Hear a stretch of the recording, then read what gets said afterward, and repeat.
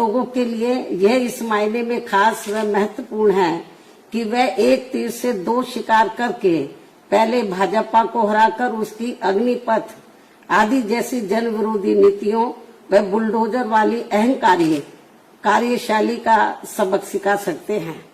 और साथ ही सपा को भी बीजेपी से उसकी अंदरूनी मिली भगत आदि की भी सजा दे सकते हैं, जिससे ये पुनः स्थापित हो जाएगा कि खासकर यूपी में भाजपा को चुनाव में पराजित करने के लिए सपा नहीं बल्कि बीएसपी ही सर्वाधिक शक्तिशाली माध्यम है। हालांकि ये भी जग जाहिर है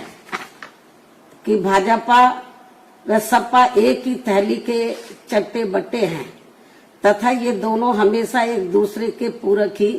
रहे हैं। साथ ही इन दोनों पार्टियों की नीति व कार्यशैली एक दूसरे को अंदर अंदर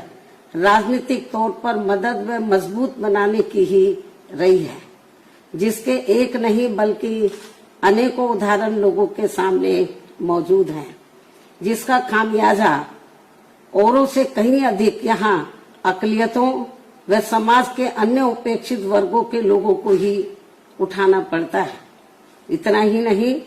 बल्कि पिछले विधानसभा चुनाव में भी इन दोनों पार्टियों के भारी षड्यंत्र एवं आपसी मिली भगत के तहत ही, यानी कि इससे पहले जो असेंबली का चुनाव हुआ, ये बाई इलेक्शन से पहले, तो इन दोनों पार्टियों के भारी षड्यंत्र एवं आपसी मिली भगत के तहत ही बीएसपी को बीजेपी की बी टीम बताने व चुनाव को घोर हिंदू मुस्लिम सांप्रदायिक रंग देने का ही नतीजा था कि बीजेपी यहां दोबारा से सत्ता में वापस आ गई। इतना ही नहीं बल्कि पिछले विधानसभा चुनाव में भी इन दोनों पार्टियों के भारी षड्यंत्र एवं आपसी मिली भगत के तहत ही बीएसपी को बीजेपी की बी टीम बताने व चुनाव को घोर हिंदू मुस्लिम सांप्रदायिक रंग देने का ही नतीजा था कि बीजेपी यहां दोबारा से सत्ता में वापस आ गई और अब लोग अपने आप को यहां काफी ठगा हुआ सा महसूस करने लगे हैं। वास्तव में वैसी गलती खासकर विशेष एक समुदाय के लोगों को अब यहाँ आगे नहीं दोहरानी चाहिए। खासकर आजमगढ़ के लोकसभा उपचुनाव में तो ये गलती बिल्कुल भी नहीं करनी चाहिए।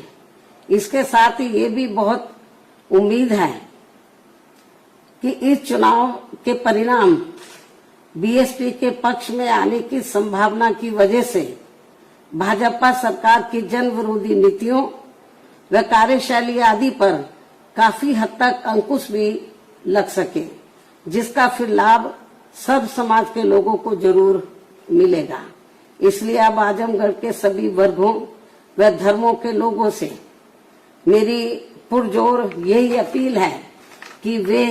यहां से बीएसपी के उम्मीदवार को जिताकर प्रदेश व देश को जनहित व देश हित का बड़ा संदेश जरूर दें।